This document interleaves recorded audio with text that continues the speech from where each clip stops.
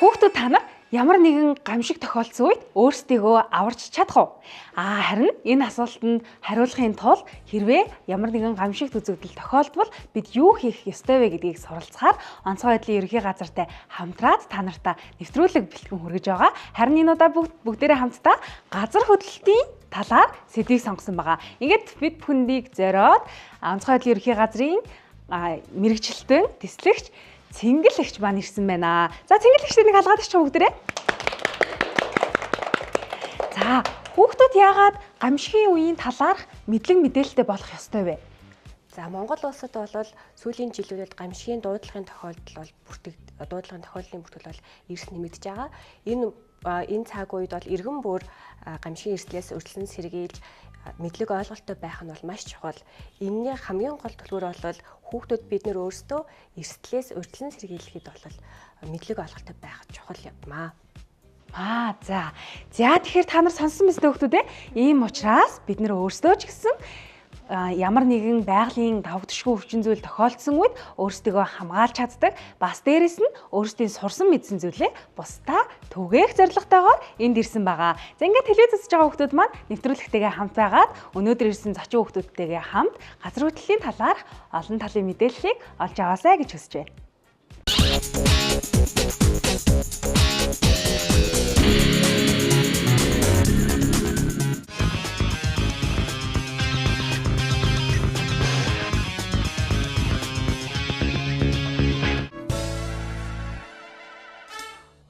За сайн байцгаана хүүхдүүд ээ. Сайн байна уу? Би бол онцгой байдлын ерөнхий газрын эрсдлийн удирдлагын газрын мэрэгчлэлтэн Цэнгэл байна. Тэслэгч Цэнгэл байна. Өнөөдөр би та нартай газар хөдлөлтийн талаар хичээл бэлтгэхээр ирсэн байгаа. Тэгэхээр та хэд газар хөдлөлтийн талаар мэдэх үү? Мэднэ. Гэж юу юм бэ? Газар хөдлөлт гэж байгалийн давхаргууд зөрж мөрж байгаад гардаг хөдлөлт. За, бус нь юу гэж бодож байна?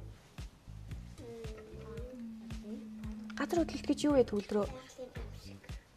Байгалийн гамшиг уу?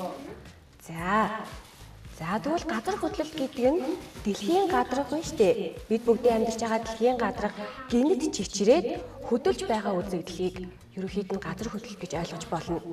За тэгээд энэ газар хөдлөлт маань газрын доорх чулуулаг хагарч гинэд хөдөлснөөс болж газар хөдлөлт маань үүсдэг байх нь байна. За тэгээд дэлхийн гүн дотор маш их хэмжээний чулуулаг хуримтлагддаг бөгөөд энэний хүчин сулрах үед газар хөдлөлтөг байх нэ. Тэгэхээр газар хөдлөлт гэдэг нь юу байх нь вэ?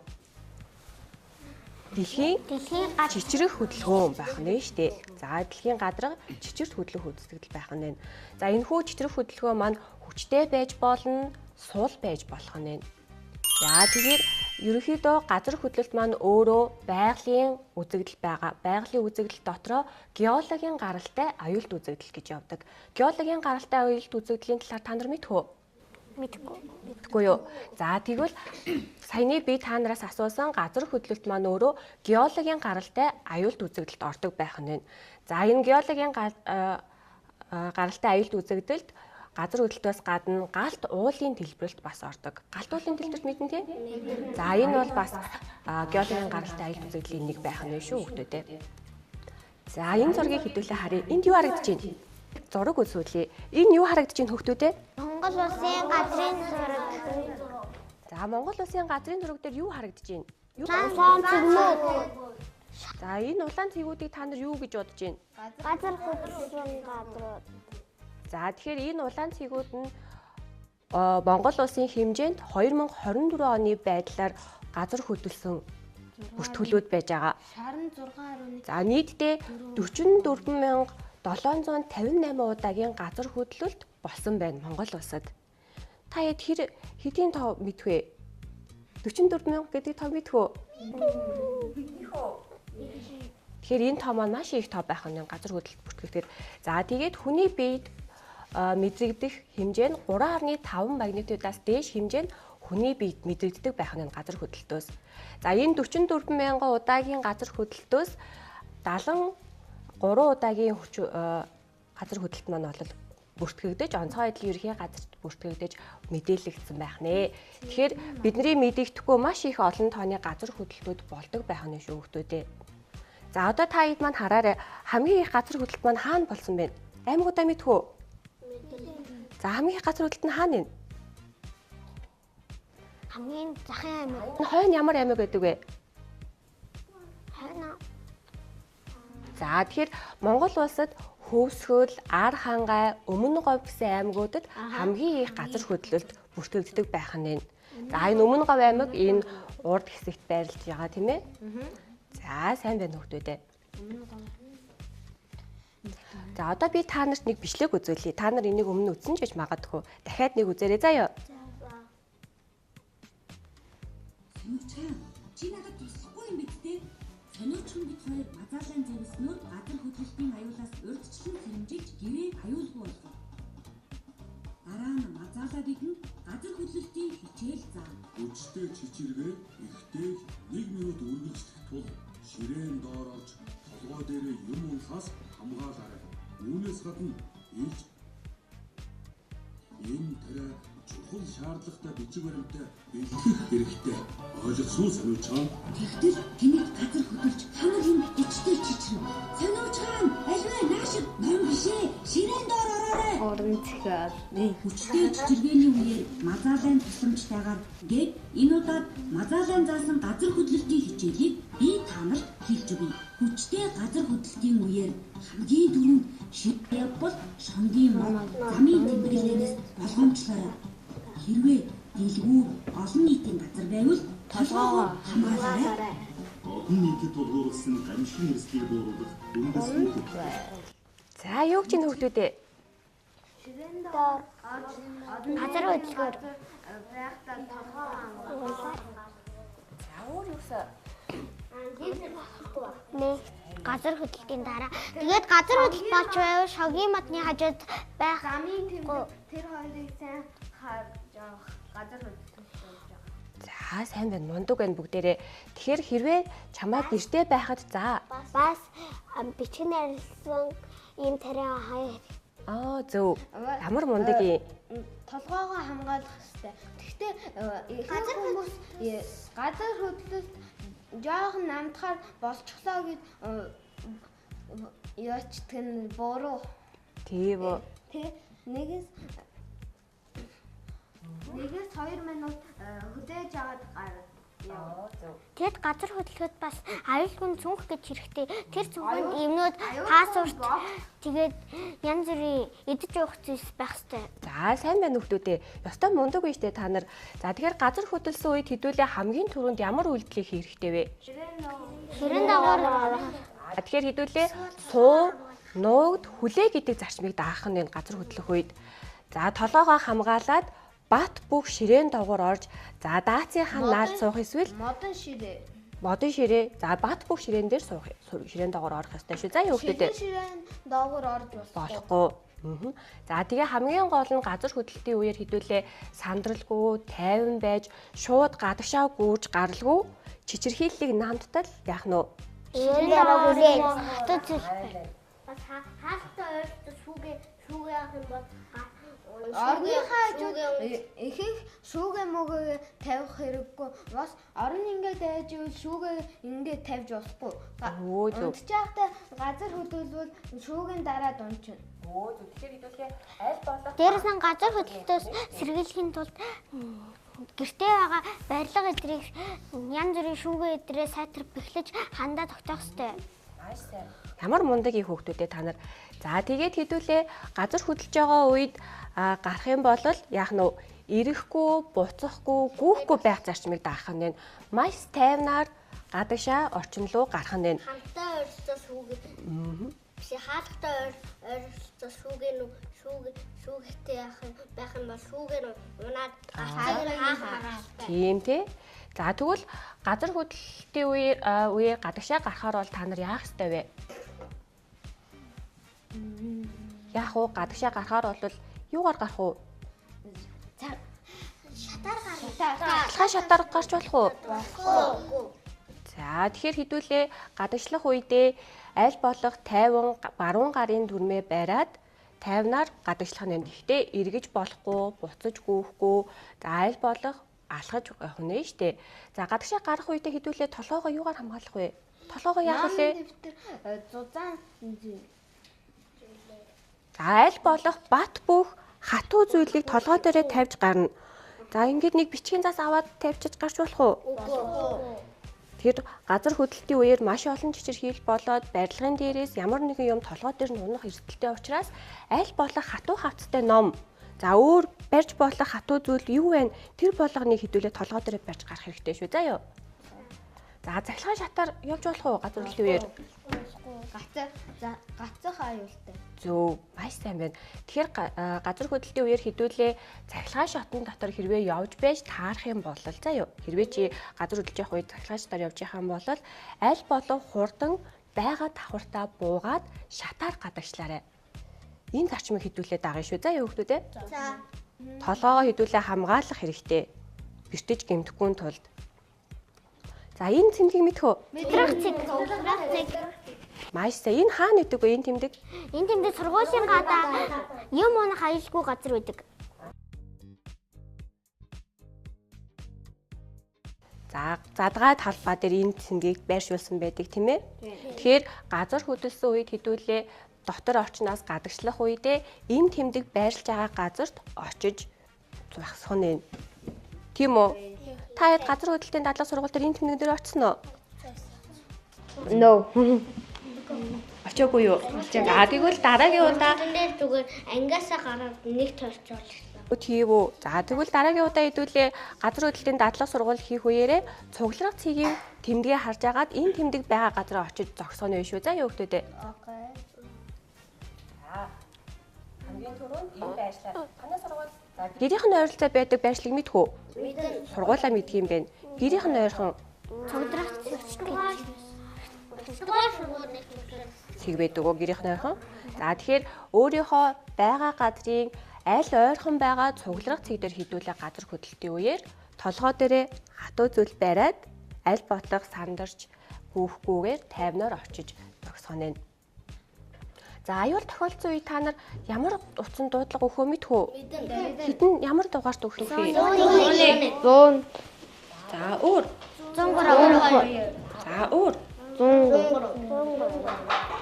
За сайн байна хүмүүдээ. Тэгэхээр аюул тохиолдсон үед хэдүүлээ 101. За хэрвээ гал төмөр гарч явах юм бол хэдүүлээ 101 гэдэг дугаарт дуудлага өгөх нь. За гал төмрөөс бусад гамшиг ослын дуудлага гарах юм бол яах нь вэ? 105. 105. За тэгэхээр онцгой эдлийн газар та нар дуудлага өгтөө 101, 105 гэдэг хоёр дугаарт хоёуланд нь өгч болно. Альж дугаарлуун залгасан холбогдох арга хэмжээг та нар руу авч хэрэгжүүлнэ гэсэн үг. За 102 нь болохоор гэмт хэрэг зөрчлөөс тэргийлэх, за зам тэрийн ослоос сэргийлэх цагдаагийн дуудлага тийм ээ. 103 нь болохоор түргэн эмнэлэг түргэн тусламжийн дуудлага. За одоо хэдүүлээ нөгөө аврагч мазаалын бичлэгэн дээр гарсан нэг зүйлийг харъя. Энэ юу вэ хүмүүдээ?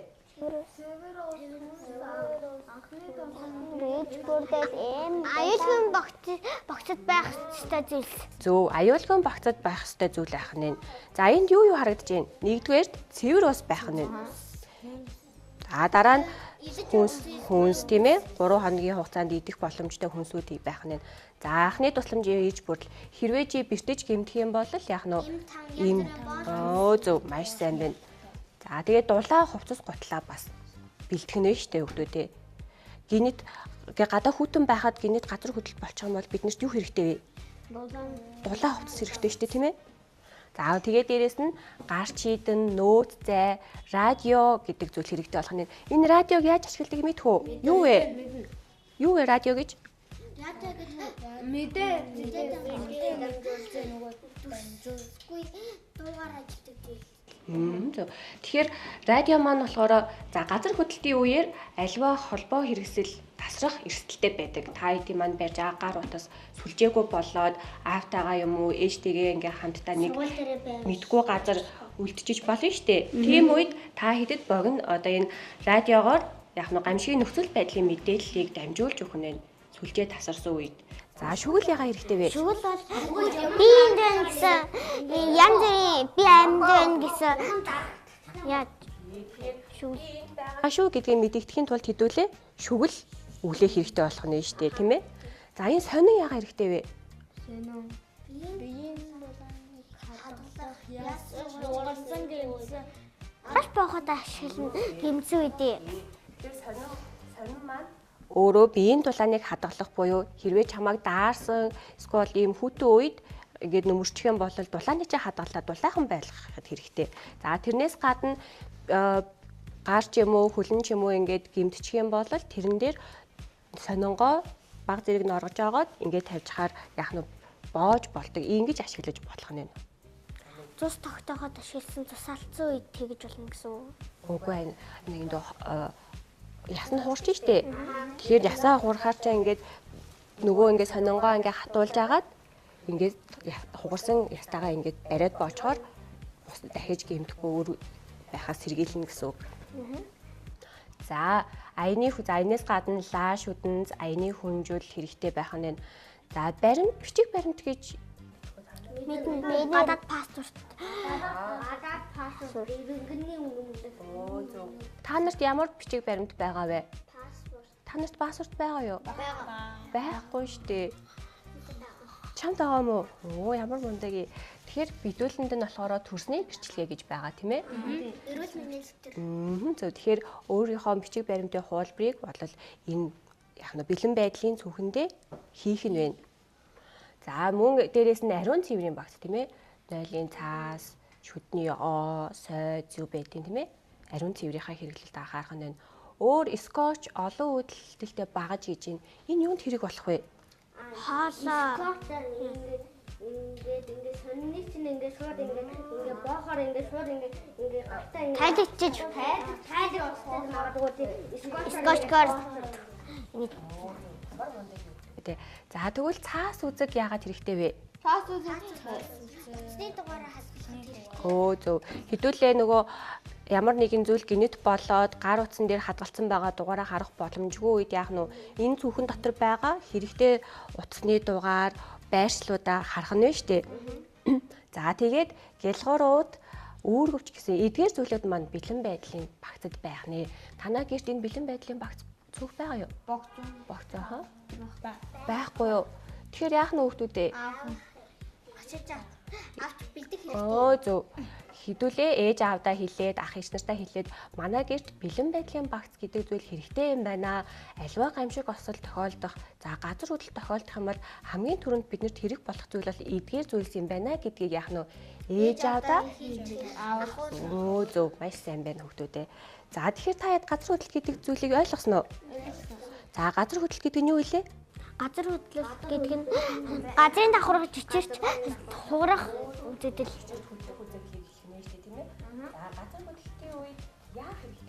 Хатуу зээл толгой дээрээ тавьж баг бүхний дагуур орох хэрэгтэй.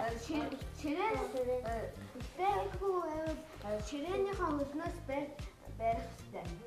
Тэгэхээр газар хөдлөлтийн үеэр шууд толгой дээр юм бариад гарах уу? Эсвэл эхлээд ширээн дагуур орох уу? Ширээн дагуур орох. За сайн байна. Мондог байна. За тэгээд үүний дараа хэдүүлээ хаана очих вүлээ? Үүний дараа Цуглараа цэг дээр очих нь шүү дээ тий. За цуглараа цэг дээр очиход биднэрт за бэлэн байдлын цүхэн дотор нь эдгээр зүйлсүүд хэрэг болоод яг нэг гамшиг ослын үед та бүгдийг альва эрсдлээс хамгаалах нэ. Ойлгосноо хүүхдүүдээ? Ойлгосон. За сайн байна. Хичээлдээ идэвхтэй оролцсон хүүхдүүдтэй баярлалаа.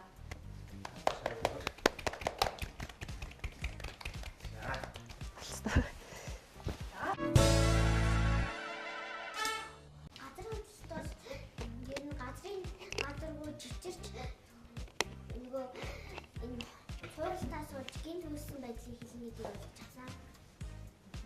Байгалийн нэг үзэг зэвж хэрэглэхгүй шатаар буух ёстой. Дээрээс нь газар геймэнд хөдөлгөд бат бөх ширээнд орж толгойгоо хамгаалах ёстой мэдээж авсан. Газар хөдлөл яах ёстойг ойлгож авсан. Би тэрний талаар нөгөөний байхгүй байсан найзууд нь авах ёстой. Тэгээд бас нөгөөний газар хөдлөл заавал хажуудаа байлгах ёстой.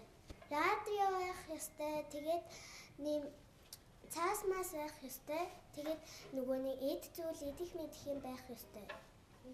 Тэгээд бас нөгөөний эмчлэх юм байх ёстой. Тэгээд газар хөдлөл өөртөө хамгаалдаг дагаарай.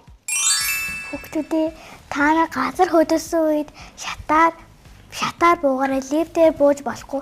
Яагаад гэвэл лифтээр буувал лифтийн дотор нь гал гараад үхэх магадaltaй. Лифт бас зогсоод доошоо унаад бас гэмтэх магадaltaй. Би өөрийнхөө зурагтнаас өөрөө англиар хаяада анаагаараа бичүүлж хаяагаад үзсэн. Газар хөдлөлтөд бол ширээн доо модон ширээ юм уу бат бөх ширээ байх ёстой. Гэхдээ ширээнүүд ихэнх нь бол бэхлэгдээгүй хөлнөөсөө тэгээд танах ширээчин бэхлэгдээгүй бол ширээний хөлнөөсөө байрах ёстой.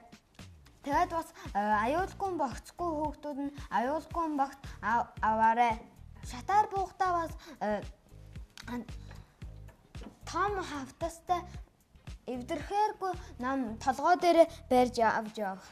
Гэрээхэн эзүүлсийг сайн бэхлэж байгаарай. Бас орныхон хажууд ингэж шүүгээгээ тавьснаа ороо энд нь тавьж болохгүй. Ингэж тавиад ороо ингэж тавьж болно. Шүүгээ ийм байвал газар хөдлөөд унтчихад дээрээс нь унж гэмтэх магадлал байдаг. Тэгээд бас газар хөдлөхөд бол толгоогоо ингэж хамгаална. Ихэнх хүмүүс бол хамгийн ихдээ 30-аас 1 минут үргэлжилдэг газар хөдлөлт. Тэгээд ингээд газар хөдлөлт намдахаар болчихлоо гэд хүмүүс тэрийг анхаарах ёстой.